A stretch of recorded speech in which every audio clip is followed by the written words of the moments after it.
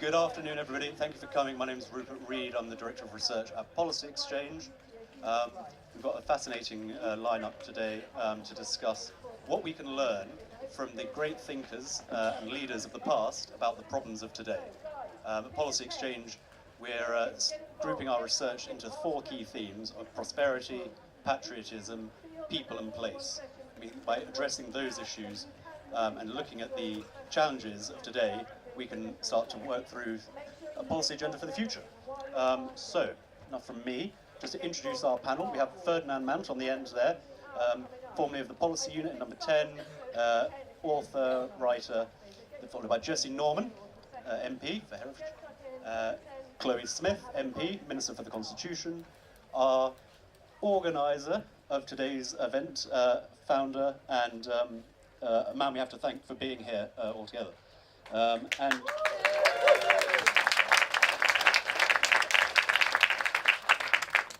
And Jennifer Powers to my right, who's the former MD of Westbourne Communications. So, 3 minutes on your preferred thinkers or leaders of the past, and then we'll go into a discussion. Ferdinand. Thank you very much indeed. I want to start by saying... I think you need to... Just hold it very close. Right. How's that? Even closer. Even closer, right? I've got to really caress the mic. Thank you. Well, it's great to be on this panel with Jessie Norman, who's the only minister since the war, including Churchill, who's written a really wonderful book about Adam Smith, even better than his book about Burke, and to be with George, the Diaghilev of this whole court of ballet, and thank you very much for inviting us all. I wanted just to start by saying, establishing the legitimacy of this whole question of learning from the past. And Burke famously said, those who won't look back to their ancestors are capable of looking to the future. He also said that the partnership between the generations is a partnership in all science, in all art, a partnership in every virtue and in all perfection. And as such a partnership cannot be obtained in many generations, becomes a partnership not only between those who are living, but between those who are living, those who are dead, and those who have yet to be born. That's our text for today, and you have to remember there are an awful lot of people in history who haven't believed that. The French Revolution, Rabot de Saint-Étienne said everything's got to be made new, everything's got to be destroyed and start again. Jefferson, the great Thomas Jefferson, he thought that there was no contract between the generations. Every generation lasted 19 years, actuarially that's how long people lived then, and after that you should start again. Burke didn't believe that, and I don't think many people here today believe that. We believe that we can learn from the past, and we can learn to respect long-standing institutions.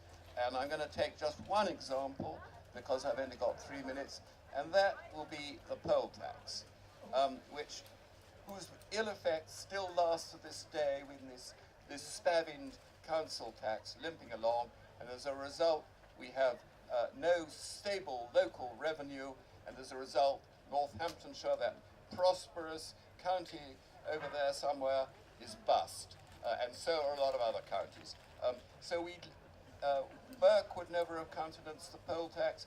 Adam Smith actually said a poll tax is a bloody bad idea. He didn't put it like that, but he said it never raises enough revenue, never has in history, never will, and also it is not a fair and proportionate way of raising taxes. I think we've got to really learn to look back, not only to the distant past, but to the more recent past, and to look back at the errors that we've made in the past 40 years, particularly on, I think local taxation is a brilliant example, and so is local planning.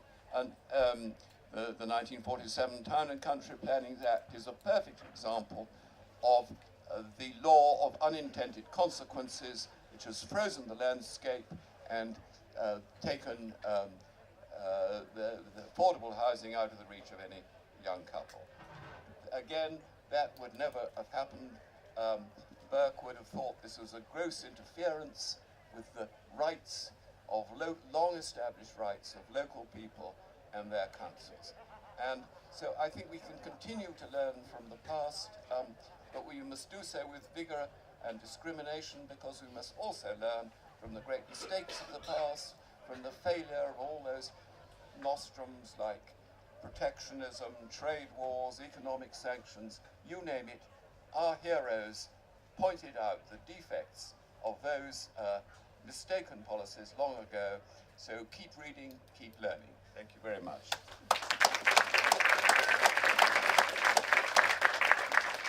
We go on to Jesse now. Well, thank you very much indeed. Can raise your hands, ladies and gentlemen, if you can hear me at the back.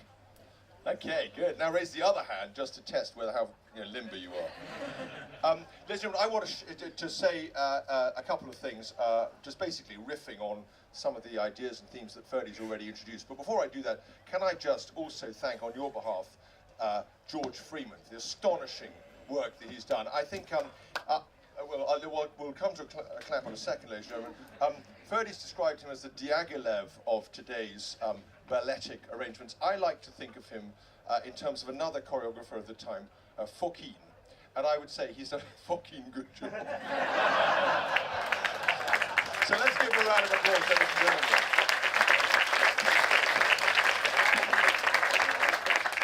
So I'm going to give a bit of a shout out to two of my great heroes, Burke, as mentioned by Ferdy, and Adam Smith. I would have a copy of my book, but unfortunately I've already signed so many that they're over at the bookshop ready for you when you rush immediately after this event to load up on them. But I also want to give a quick mention to the great David Hume.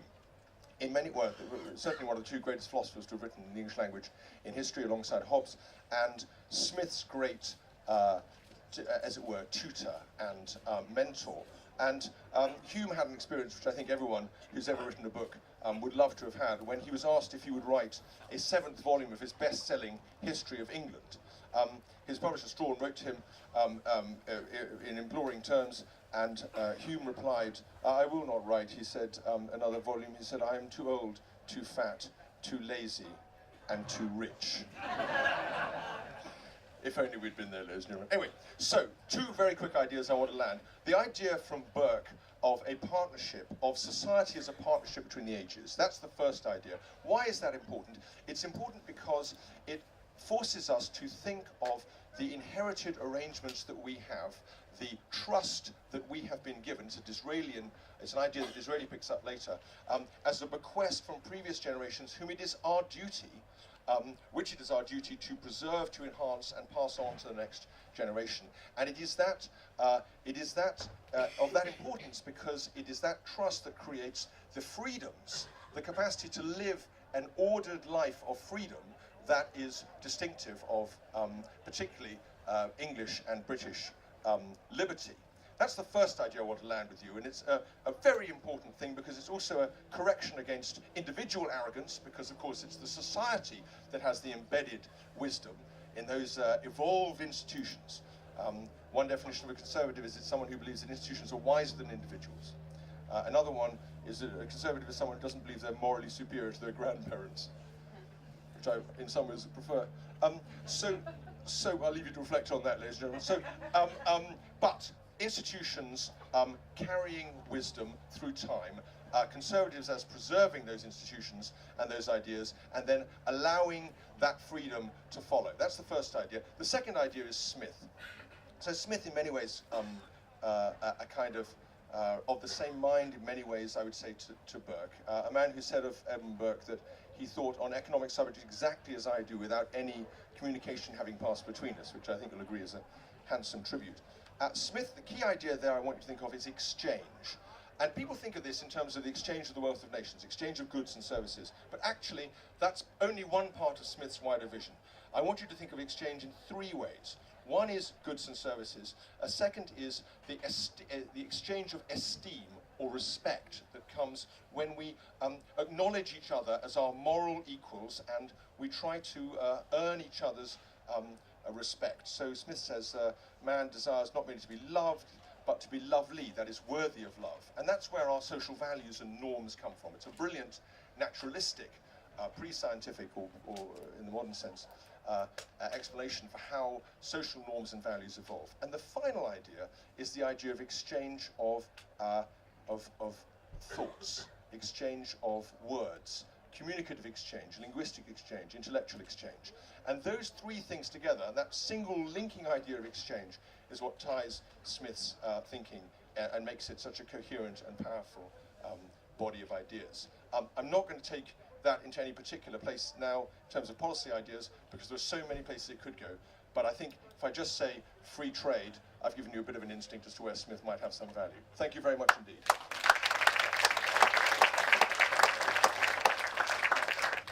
Good afternoon, ladies and gentlemen. I'm going to take up on the idea of political nationhood, and I'm going to go down the path of Disraeli.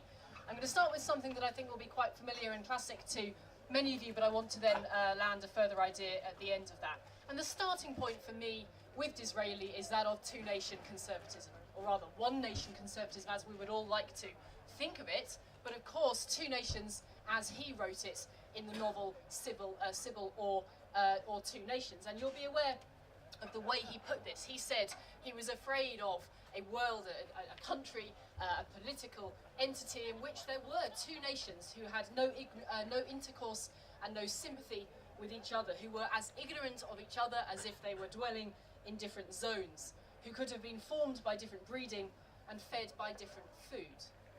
Now, he, of course, was talking about the rich and the poor. And we have a lot to say about that, and you will have heard much about that in other tents here today. That is an important thing to continue to think about what Disraeli left to us. But I'd also suggest we could think about that. Indeed, I've argued in the past we can think about this notion of two nations, about that split. We can think about that in terms of generations. I've written before about the two different voting habits of the young and the old in our country. But I'd urge you also to think, right up to present day, of the split that we find in our political discourse in different ways. I don't think I need to spell out to you that we, in a post-referendum position, we do have, I think, two groups, two tribes, two zones, and one of the imperatives of today's politics is to help those come back together. But also, it is this, that we live in a world where our discourse is conducted in different ways. If you'd like to think about those who use their social media feeds to get their politics, and who use that in a way that is entirely defined by their own interests and what they choose to have on their feed, and then you might go back to that phrase that as if they were fed by different food. Well, what do we expect to happen other than to have tribalism, if you like, but those two nations forming? And I think that's a danger that we need to look for in today's discourse. What else can we learn from that novel? Sybil, as I said, to give it its full title, Sybil was the daughter of a chartist in terms of the character in that novel. For those who haven't actually taken the time to read the whole novel, please go and give it a try. It won't perhaps engage you as much as this year's Booker list, but it is important. It's one of those political novels. There's a lot to be said in defence of the political novel. Now, Chartism also still has a lot of resonance for us today. As Rupert very kindly mentioned, I am the Minister for the Constitution. I do have responsibility for our electoral system. I care about it very greatly. And there's an enormous debt that we owe, in fact, to the Chartists and others through the history of the development of our democracy. So there's a lot to be said for those points on the way of that journey, including the great political novels that set out why that matters. My final point is this that I'd like you to take away. The novel matters in itself. The test, I think, today was, can we talk about a thinker or a leader? But I'd also like you to think about the form of that. I'm one of those who I'm afraid I don't spend my summer recesses reading only political biography or only political philosophy or only history. I like a good novel. I like fiction. And I defend that choice on the grounds of that intercourse and that sympathy that Disraeli spoke about. How else can you expect to have the fullest possible sympathy for a political position unless you can also think yourself into someone else's shoes, which does not only come from the importance of our historical forebears and examples, but comes from the idea and the willingness of thinking how someone else feels and how they're prepared to write about it. So a few that I could add in today's books that you might go to for this, that I've recently enjoyed. If you haven't yet read Home Fire by Kamila Shamsi, that is one of these novels. If you haven't yet read Exit West by Mohsin Hamed, That is one of these novels. And actually, if I may, I will go a little historical just on my final example. If you'd like something that really makes you think about Englishness, take a look at Paul Kingsnorth, The Wake. Now, if you want to combine Englishness with a bit of history and, crucially, this idea of imagination, what he does is he tries to imagine the world of an Anglo-Saxon. Now, I was a scholar of Anglo-Saxon, the language itself. It doesn't read very well in today's world. You can't read it without a dictionary. But he gives that a go. That is a feat of imagination worth giving time to. I say there is something really important in the world of novels, as well as the world of thinkers and leaders.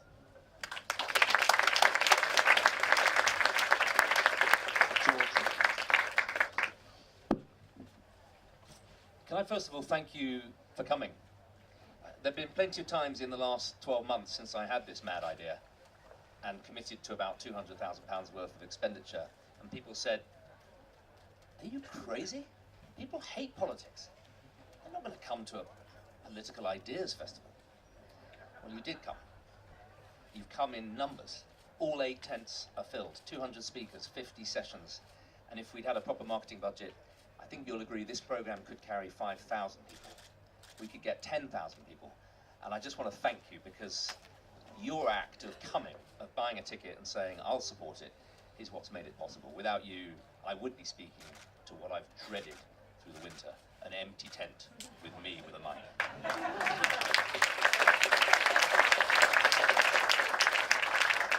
And before I tell you who my character for these times is, a character from history, I want to just tell you why I wanted to bring you here. Before I gave up a much easier, lazier and better paid career working in biotech venture capital, I worked here. And this place for me embodies so much of what's best about this country. A beautiful Jacobean house, a beautiful church, a beautiful park, mature trees and woodland. And with the help of George Osborne and David Cameron and the team here, now 250 odd companies, startups in those innovation buildings you saw on the way in. They weren't here 10 years ago. And this place for me embodies so much of what's best about this country, to be inspired by our past, to believe in our future, and to believe that our heritage and our opportunity are two sides of the same coin. And I wanted to come here partly because there is a church, a dear, sweet little Anglican parish church. And last night, as we had our donors' drinks, we were in the walled garden next to the graveyard, beside the church, in a campus that's building tomorrow. And that isn't an accident. I wanted you to come here and see and feel the power of both heritage and opportunity. And before I tell you who my figure is, I think we need to, for me, it's about defining the problem you have to solve. You know, as a minister, civil servants love getting round tables together and discussing issues. And my first question was always, can I just be clear, what is the problem we're trying to solve? Because it's very easy to talk. So before I tell you my character, let me try and frame the problem as I see it. I think the problem is that politics has stopped working. Party politics has stopped working. Parliament has stopped working properly. I mean, everyone's working very hard. I don't mean people are lazy. Everyone's flat out. But it's not working in the sense that it's not speaking for and to the nation's fears or hopes. And Brexit, which I think in many ways was an expression of that fear that it wasn't working and a demand that it work better, I fear is becoming part of the problem, not part of the solution. And I fear that the divisiveness of that debate, the Brexit civil war, is becoming part of fueling the very problem that it was voted for to try and solve. And unless we can move on from the Brexit civil war and frame an agenda of opportunity and of a new vision for making it a moment of renewal that, to be fair, its advocates, I think, always wanted it to be, unless people like me, former Remainers, are prepared to reach out and work with Brexiteers to make it a moment that can reassure doubters, I fear it will fail.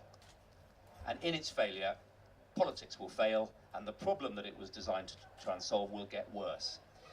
And so for me, the problem that we need to confront today is firstly a failure of our liberal democratic institutions. Because if they're not working, we leave open the space for the tyrants of hard left or hard right. That's the first point. Second point, our economy isn't working as well as it could and should. I think we made some big and bold and important reforms in coalition. but we're now ticking along at 1.5% growth, carrying 1.6 trillion of debt.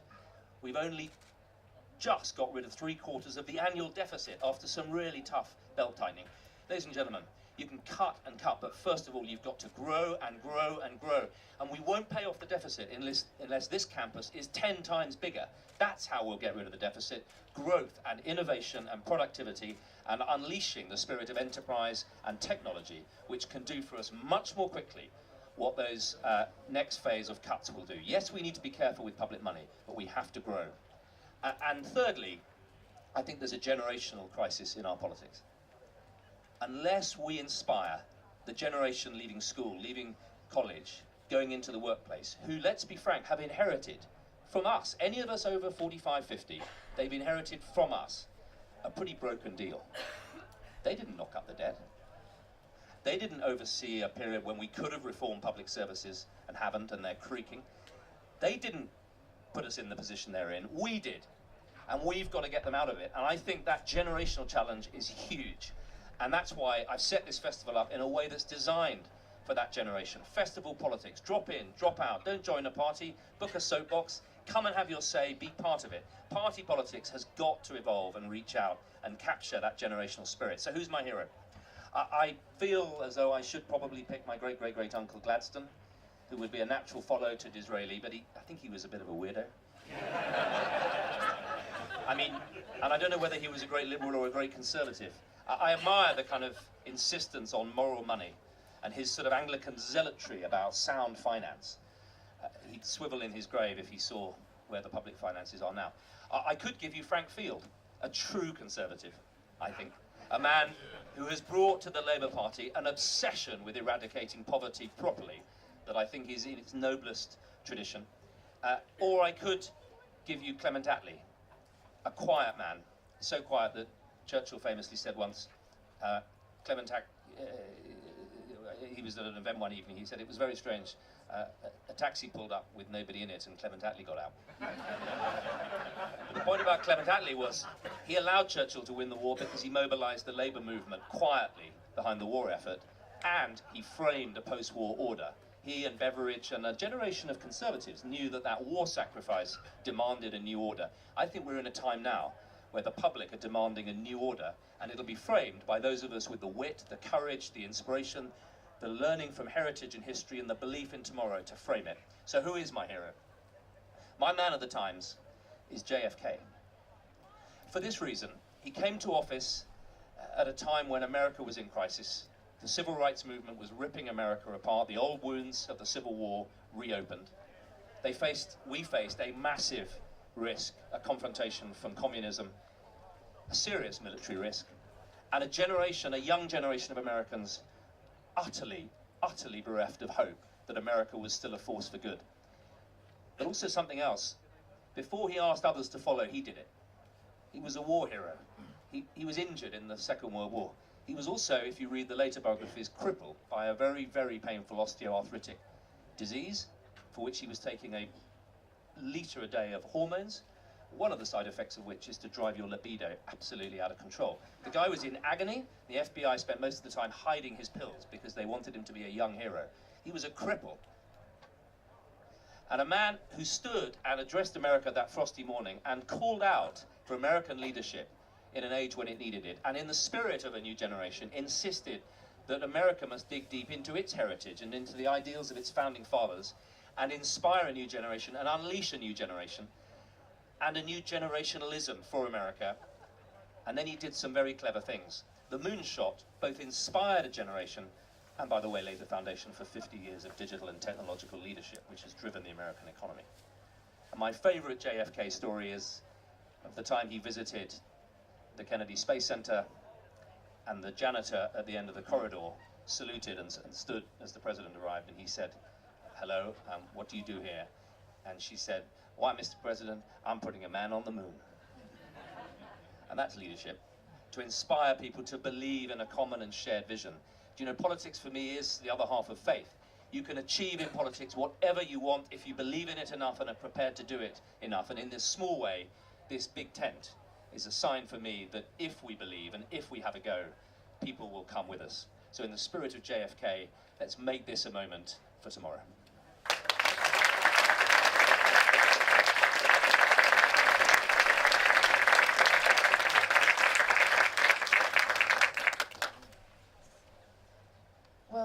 George, for setting me up. I'm going to continue the American theme. I've lived in Britain for more than 20 years, but I grew up in America, and I was lucky enough to grow up in the America of the 80s.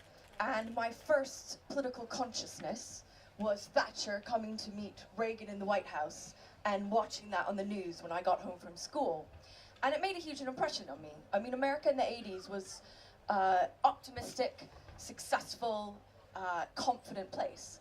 And I remember watching them shake hands in the Rose Garden and being filled with that optimism, that we were in safe hands and that America was doing good work in the world and was a good place to live. And so you may think, great political thinkers of the past, and she's chosen Ronald Reagan. But actually the full title, if I'm right, Rupert, is Great Political Thinkers and Leaders of the Past and what they can teach us for today and today's problems. And actually, Ronald Reagan has the three characteristics of a great leader that are essential. And I think they're incredibly relevant for the challenges we face today. And the first of those is having a clear vision. Now, this is a politician who, on his election eve address, and this was a thing back on November 3rd, 1980, there was an election eve address because it was before 24-hour news and Twitter, and people took these things seriously. And he talked about that city on the hill, and he talked about that he wanted a strong and prosperous America. And he was elected that year based on his promise to restore American economic prosperity and military prowess. And 4 years later, he was resoundingly re-elected because the nation felt that he had fulfilled that promise. And the way that that happened was because he had that second characteristic of a great political leader. He had the courage to act. One needs a vision of the country you want to build, but one also needs the courage to take the steps to deliver it. So all of us, not all of us in this room will agree with what his vision was, but you can't argue that he was very clear about what he wanted, and that was a strong America, strong in the world. He spent a lot on defense. A prosperous America that he felt could be achieved through cutting taxes and deregulation, which he did. I mean, inflation fell, unemployment fell, GDP nearly doubled in the US by the time he was done. I mean, this was a renaissance economically. And also, he was an unapologetic and consistent proponent of free trade. And he has a somewhat mixed record in practice. There were some tariffs that he put on semiconductors and the like, but overall, his record is of free and fair trade. And what's remarkable about that is that we're really lacking that in today's discourse. Yes, there are a few people talking in the margins about, what we can achieve through free trade, but not a lot has happened in free trade in the past 20 years. In fact, we've gone 20, 30 years, we've gone backwards. But let's look at Ronald Reagan's record. This is a man who talked about it in his weekly radio addresses. I mean, can you imagine? Can you imagine a politician doing that today? Actually, his weekly radio addresses going, I've got some good news this week, ladies and gentlemen, on free trade. We made some good progress with the Canadians. I mean, look it up, it's all on YouTube. All the radio broadcasts are there on YouTube. And 1986, 1987, 1988, he's talking about it all the time in ways that people can relate to. He's talking about how we need to be vigilant for protectionism, because protectionism will lead to the evils of rising prices, and it will lead to damaging trade wars. And he talks about how he's speaking with people all the time, and he visited Harley-Davidson in Wisconsin, and competition is the way forward. And improving our products and being competitive is a good thing. And not only is it a good thing for Americans, and it's a good thing for you and your family and your job security, it's a good thing for our friends and allies around the country, around the world, because it's not warfare. Trade is an economic alliance that benefits us both. It's a win-win situation. And this was a politician who made talking about trade and being an evangelist for trade in common everyday language that people could understand and relate to. And they responded to it. And they voted him back in overwhelmingly. So if we look at his record and not just his communication techniques, his administration started the negotiations with Canada on a free trade deal, which became NAFTA. His administration started the Uruguay round of trade negotiations, which became the basis for the World Trade Organization. I mean, what has happened in world trade since? And not much, and we are all the poorer for it. So going back to my premise, one may mock Ronald Reagan, one may think of the actor, one may think of the friend of John Wayne, one may think of the friendly smile, but I would challenge you to think of someone who had a very, very clear vision of the America he wanted to create. This was not an America that was closed or insular. This was America that was open and confident. This was not a divisive politics, it wasn't negative. This was a politics that reached across the aisle. He created the Reagan Democrats, for goodness sakes. This was a man who could be nonpartisan and who could walk across the aisle. And so I would say he had a vision, he had the courage to deliver it, and he had remarkable communication skills, which allowed him to communicate both what that vision was, so people could buy into it, and how the steps he were taking would lead the country there. And that's why, for me, I think, especially in the context we're facing now, where unfortunately we have a real lack of political leadership and making the case for an outward-looking, positive, free trade agenda, and what kind of country we want to become post-Brexit, I think there's an amazing amount that Britain's political leaders could learn from Ronald Reagan. Thank you.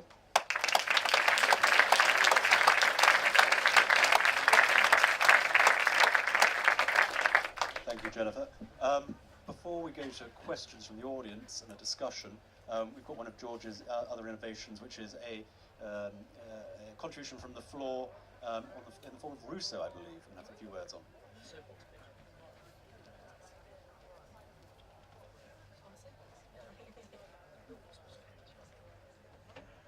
Man is born free, but everywhere he is in chains.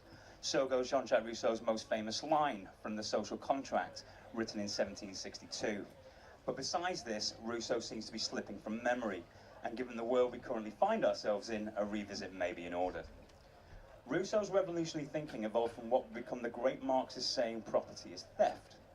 In his second discourse, composed not long after a Damascene conversion circa 1750, Rousseau states the first man who, having fenced in a piece of land, said, "This is mine," and found people simple enough to believe him.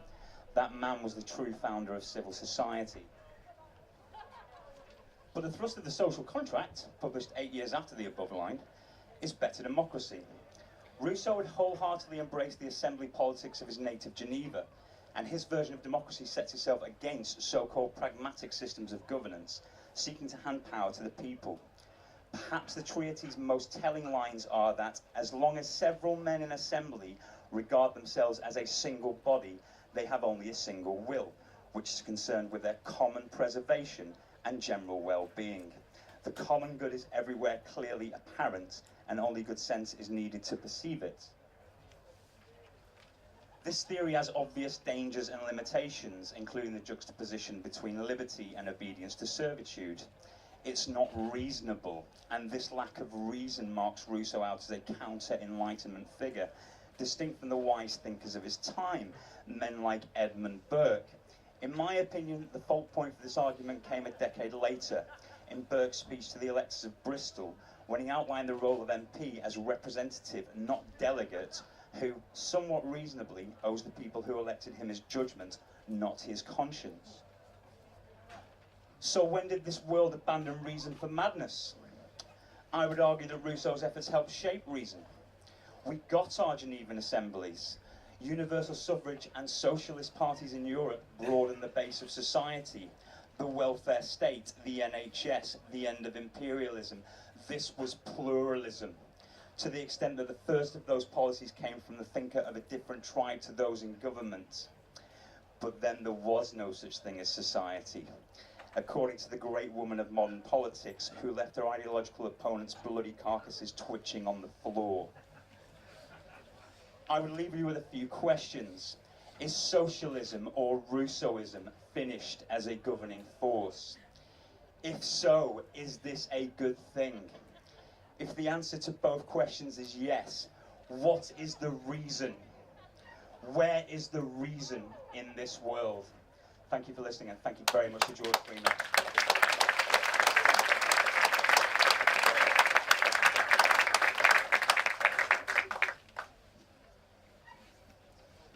We're going to go to questions now. I'll take them in three.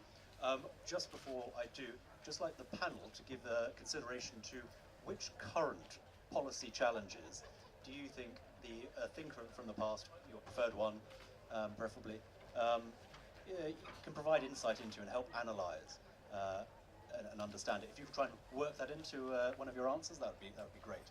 So we take three. Gentleman over there. We've got a mic coming to you. Lady there. Yep. You can just state your name and your organisation.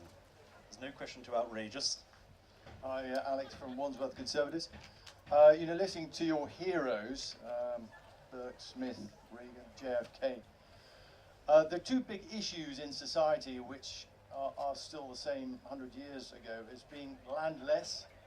I think 60% of UK is tenanted now, and it's increasing, and debt. We have some of the biggest debt. So what are the solutions to that, personally, and if those heroes of yours came up with those solutions to solve that problem? And then back to the lady on the end. Hi, I'm Jackie Griffiths, just an ordinary person. No organisation at all.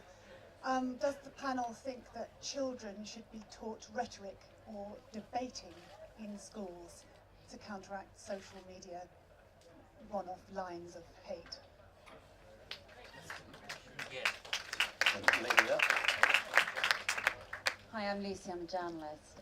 I love the American theme. I was wondering, in America you've got that extraordinary founding document, the product of the Enlightenment, and it seems to me that Americans are very protective of the Constitution and are very connected to the Enlightenment values that founded the nation. Does the panel think that we in this country are much less connected to the Enlightenment and the extraordinary human achievement that the Enlightenment gave us? And if so, do they think it's a good thing? Do they think it would be a good thing to better connect us with those Enlightenment values, and how do they suggest we go about that? We'll do one more. Gentleman at the front here. John Strafford of the Campaign for Conservative Democracy. Who is sovereign, the Parliament or the people? And where should power lie, with the leader of the political party or with its members? Okay, thank you. We start that first one on the two challenges, both the tenancy of the land and of our debt challenge. Any volunteers on that? George? I'm going to try and nail all four quickly. Firstly, I think the biggest issue is debt and intergenerational disequity, the disconnection, and I think Kennedy would have recognised that. And I think the idea John Penrose has been pushing of a sovereign wealth fund, something to give the young a stake in their own future and liberate them from the debt that they didn't incur, would be my number one priority. Public speaking, yes, I absolutely think it's why I've put an oratory pod here, speaker's corner, soapboxes. I'll share a little story with you. When tuition fees were introduced, or rather student fees, one of my schools in my constituency asked me to go and accept a petition against them. I said, yeah, sure, but only if we can have a debate. And you need a proponent and an opponent. They didn't know what a debate looked like. I said, no, I explained. We had the debate, and guess what? In the supreme irony, they voted for the reform and gave me a petition against it. To the question, there was a question here about founding documents. Yeah, so I find this very difficult because as a Conservative, I'm quite suspicious of strategic documents. I think governments have piled up with them and they achieve little, but that is a good one. And the Magna Carta, which we have a copy of in Parliament, it fits on two sides of A4, and I'm told by lawyers is responsible for 60% of the principles of English jurisprudence. It's a beautiful document. So, do we need a constitution that can reassure, yes. How do we get it, I think, is for the bigger brains on my right, not least the constitutional minister. So I absolutely think that spirit of America, of that founding father, I prefer the American to the French model. I don't want a terror, I don't want a guillotine, but that spirit of American founding fathers unified in their battle and their common belief in a principle should exactly be what this should be a moment of.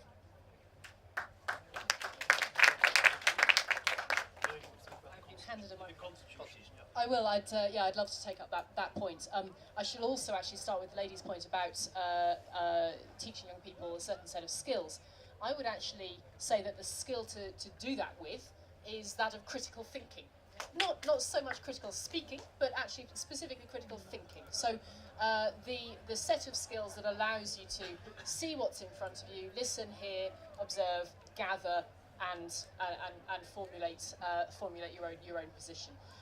That said, it is actually not a straightforward proposition to say that this can all be done in schools. And I would draw some other threads from what we've been discussing in this tent today, that there's an enormous role for society itself here. There isn't a statist wand that you can wave and, lo and behold, all children shall be educated in something. It is, this specific point is as much a matter for society as it is for an institution such as the education system.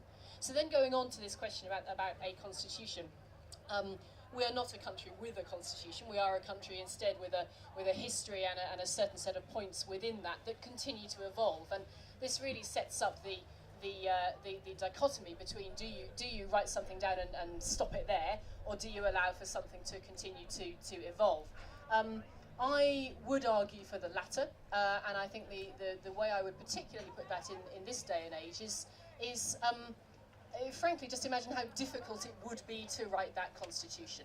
If you went for a standing start, whether it be at the end of a festival such as this, where no doubt George will have succeeded royally in bringing people together, it would still be actually a gargantuan task to write that constitution. Now, I don't say we should shy away from things just because they're hard, but I say that it might, just at this moment, take more effort in the country to try to do that thing than actually could otherwise be expended on other matters of important government for the sake of citizens, which would which would bring about greater prosperity and happiness than the writing of it down all in a document. Some food for thought. Pass it on to Jesse, and Jesse, can I also ask you to address the question on sovereignty? We haven't picked on yet. Yes, sure. I'll come to it if I may. The question of sovereignty via the question of the constitution. I'm going to very slightly disagree with what's been said. Of course, Britain does have a constitution. It doesn't have a written constitution in the form of a single document, but it has a constitution that's built up over many hundreds of years in different documents, and they include the Petition of Rights, and now they include the Human Rights Act. And there are many other things in between. They also include, principles of procedure for Parliament, rules for ministers, and the like. This is all part of our constitution. And the joy of that arrangement has been that it's allowed us to encode in law and in custom and practice this knowledge, and to create an evolved political system that has captured the wisdom I was describing earlier. It's not entrenched, and that means that we could, it's not codified. There's no process like a constitutional amendment that has to go through a series of advanced hoops if you want to make a change to any part of the British Constitution, because we could, in theory, if we wished, vote down, repeal the Act of Settlement 1701 in the course of a few weeks in Parliament. And the joy of that, from a constitutional perspective, is that it means that all of our law is in a kind of suspension. We have to think about it the whole time, and it exists because it continuously commands our assent and our support. And I think that's a fantastically good idea. Now, it does mean there's a fact of the matter as to where sovereignty lies. It's a fact in our constitutional system, people forget this, it's a fact in our constitutional system that sovereignty lies with Parliament. That is to say, the Queen in Parliament. That is where sovereignty lies in our system. One might wish it to be different. One might wish it to be, in the people. One might wish it to be in companies. One might wish it to be in the regions. But that's not where it is. In fact, it's in the Queen in Parliament. And the importance of that is well amplified by looking at the contrast And I'm going to say something. I lived in America for 6 years. It's a country I love very dearly, but I'm going to say something slightly anti-American at this point, which is, look at the American political system. It's a hopeless farrago at the moment. It's a disaster. It's completely overtaken by the money power. It's incapable of passing legislation. It's full of people getting bought off in order to support votes because of the way in which the political system works. It's very, very difficult to exercise power. It is a system designed to prevent the centralized exercise of power. The British system is a system that allows enormous power, provided it's leavened by this custom, practice, and law. And that, I think, has given us a thoroughly functioning system, even in these very difficult times at present.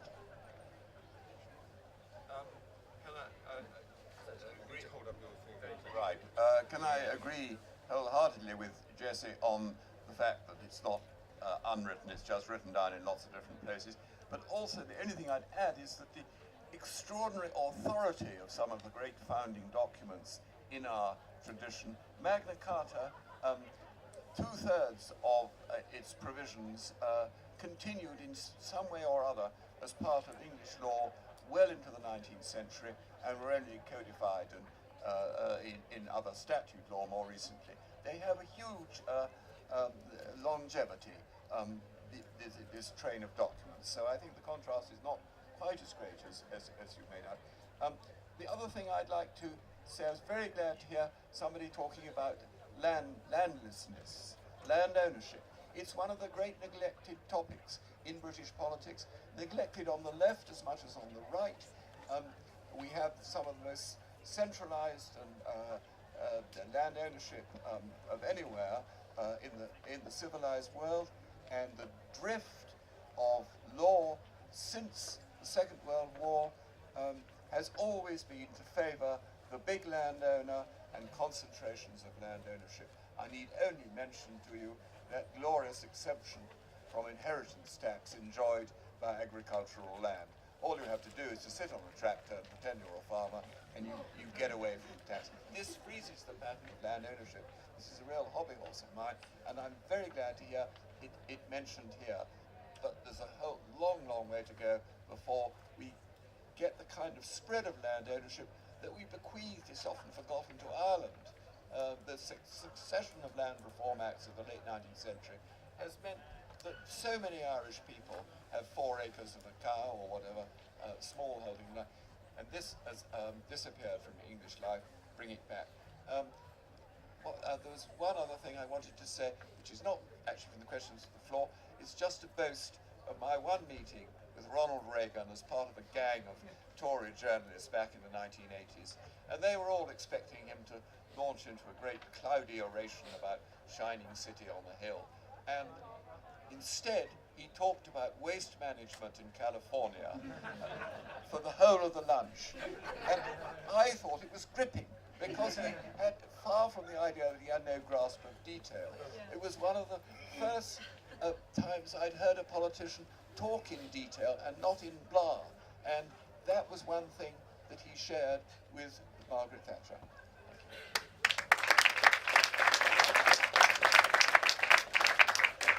I'll just briefly come back on that first question about debt. Having being prudent and having a balanced budget was the sort of third pillar of Reagan's vision after strong military power and a prosperous economy based on small government. But unfortunately, he found that if you want to cut taxes and spend a lot on the military, having a balanced budget is very, very difficult, hence the debt skyrocketed. Thanks for the quick answer. Right, we've got 2 minutes left. I'm going to ask the panellists to do 30 seconds on the challenge of today and which thinker we should all go away and read to try and analyse that problem. And then at the end, our organiser today, George, has suggested we do a vote. And it is a politics tent, so it seems appropriate. So, 30 seconds. Who wants to go first? George, it was your idea, so you can go first. Well, I simply repeat what I said earlier. This is an intergenerational crisis. It's a crisis of leadership, and I think JFK would electrify the nation, set out a vision of tomorrow, move us on from the Civil War, and inspire us that our best years are ahead. I will stick with my original point, which is that Disraeli was a man who would, if he were here with us today, defend democracy based on the notion that you need to be a unified nation to have a democracy.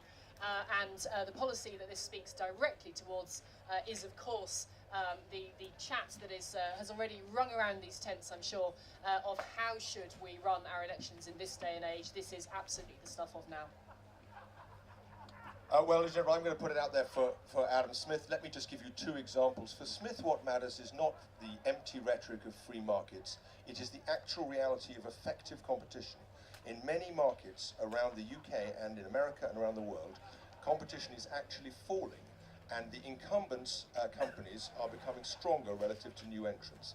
And it's a pressing challenge, both in regular companies and especially with these new technology platforms, to find a way to balance some of the benefits they give with proper, effective competition. There's an agenda for the future, ladies and gentlemen. I hope you can all get behind it.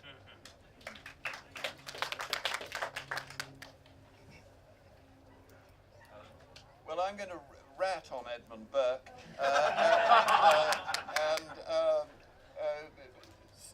slavishly line up behind Jesse, because I think if you wanted one single sage to deal with Brexit, Adam Smith would be your man. He is not a doctrinaire free trader who believes that the knee-jerk reaction to everything is to abolish protection. He says when you move to free trade or abolish tariffs or corn laws, which he's very much in favour of doing, you must do so circumspectly and with great care and forethought to those who might be the victims of it. He would have sorted out a deal long before we reach the present, well, impasse is too kind a word for it. That's brilliant, thank you. Warren? And Jennifer, of course. Thank you. Look, I'm gonna go with what kind of country are we gonna be after Brexit? Pretty big challenge. And I would say that, you know, Reagan's lesson to us is very much around making the positive case for free and fair trade, and making it in terms that are relevant. And this is perhaps free advice to the government, unsolicited, I appreciate. But what Reagan was very good at was talking about what the result would be and what the result would be for you and your family. So I would really beg all politicians, and especially the Prime Minister, to stop talking about Brexit and stop talking about Brexit negotiations and talk about the kind of country we want to be in 2030 and 2040 and 2050, and talk about what it's going to mean for my son when he goes to secondary school, and talk about what it's going to be like for your grandchildren after we have free ports and after we have technical colleges that give an investment in skills and education, and talk about what's going to happen when we reduce tax rates in northern cities and free states, and just really energize the country with a vision of what we could be. And I think that would be my lesson from Reagan for the government, should they wish to take it or not. Thanks, Rupert. Right, before George's festival heavies carry us off, because we're over time, quick poll then. Hands up for Adam Smith. Okay, Burke. Rousseau. Disraeli. Reagan. And JFK. You can all vote twice. I think Smith has it. Well, it leaves me to thank our panel, in particular George Freeman, and so if we can give them a round of applause and each of them up.